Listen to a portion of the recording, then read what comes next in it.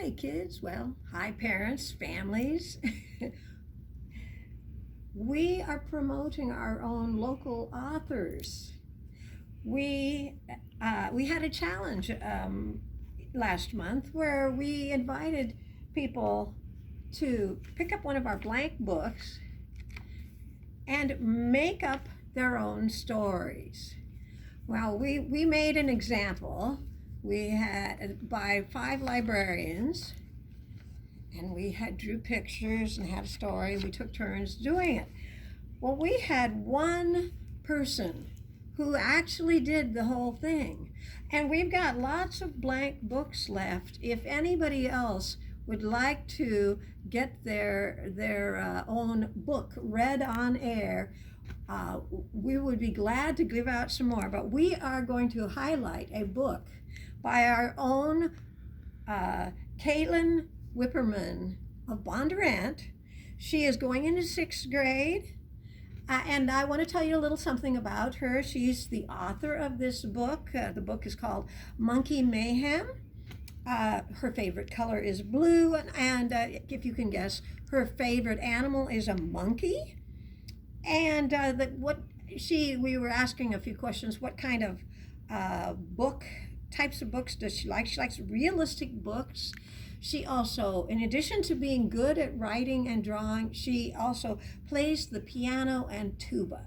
So we want to congratulate her for completing this book, and I'm going to read it now. Monkey Mayhem by Caelyn Wipperman. One bright sunny morning, I decided I wanted a dog. Only when I walked into the pet store, there were no dogs.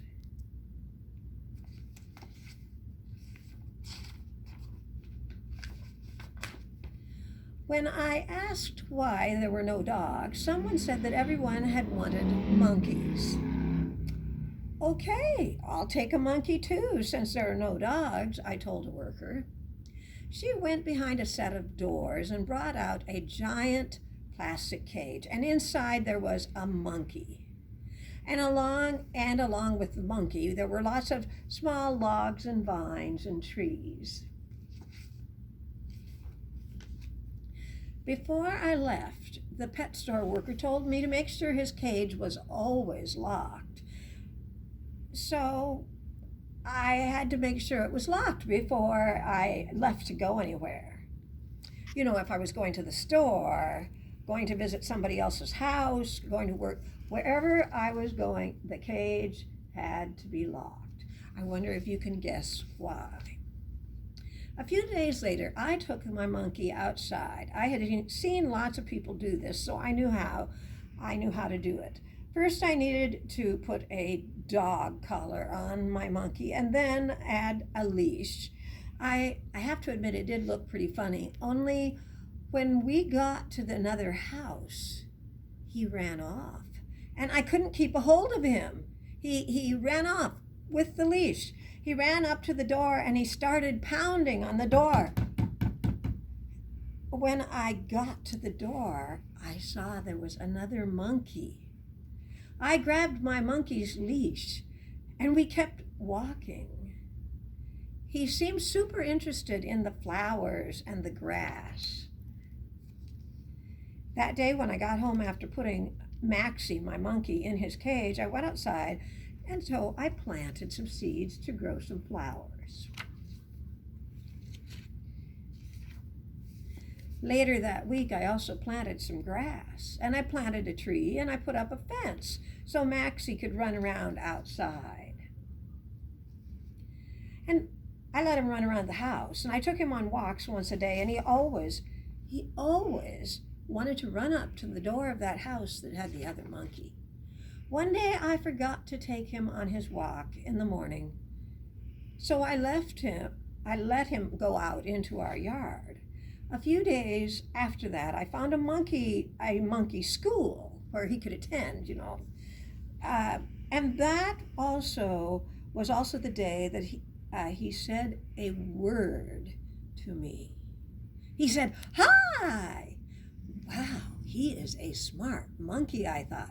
The next week would be his first week at school, so I got him a new cage. It was bigger and better than the other one. Hopefully he won't get too big for it. His first day at monkey school must have gone okay because I didn't get a bad report from the monkey school teacher. Then a few days later, he refused to eat his monkey food.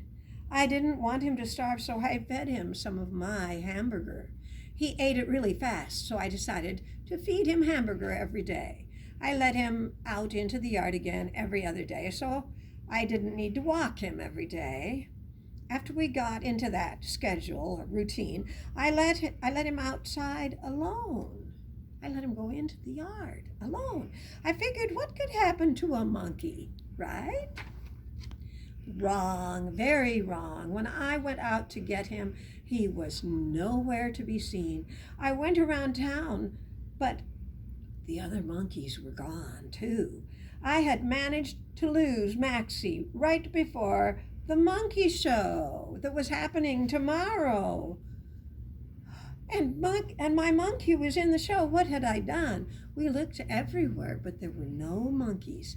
Then a little girl pulled a paper out of her pocket. The paper she pulled out of her pocket said, "Plan to find monkeys." She said she's always prepared. I imagine she was a Girl Scout. She made this plan when everyone in town got monkeys. So here is the plan to find monkeys. Number 1, split into 15 groups. Number 2, 7 groups have to get into a car and go to the park, and they all run around in different directions, calling out your monkey's name. Number 3, when they signal that they have gotten there to the park, the other 8 other groups have to wait while I ride a motorcycle with my parents to get the car. And then the last thing, 8 groups go to the mall and look for the monkey. So that's the plan. Now, don't ask me why that's supposed to work, but that was the plan. I got put in one of the 8 groups who had to wait 5 minutes. And so 5 minutes later, I heard the signal. Somebody beeped their horn, 3 short honks, beep, beep, beep, and then a scream. Ah! That is when Ellie, the little girl, and her parents got onto the motorcycle and rode away. And when they got back, we all got into the car and went to the mall to find them. After what felt like an hour of walking in the mall, someone called, "I found them!" They were in the makeup shop, and they looked horrible. They had makeup all over their feet and their hands and their face. Ellie called the others to tell them that we found the monkeys. They were so happy that we found them. And I did get to take Maxie to the monkey show. We won first place. Also, by now, Maxie was talking a lot more, not just hi. Things like, "How are you doing?" And I was so proud that I let him have his own room. He treated his room very well, and he didn't need his cage anymore. And then one day, I decided to get out some paint and have him make a picture.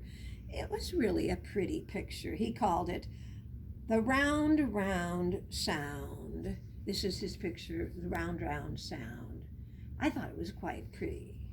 And a good name, after all those round dots, okay.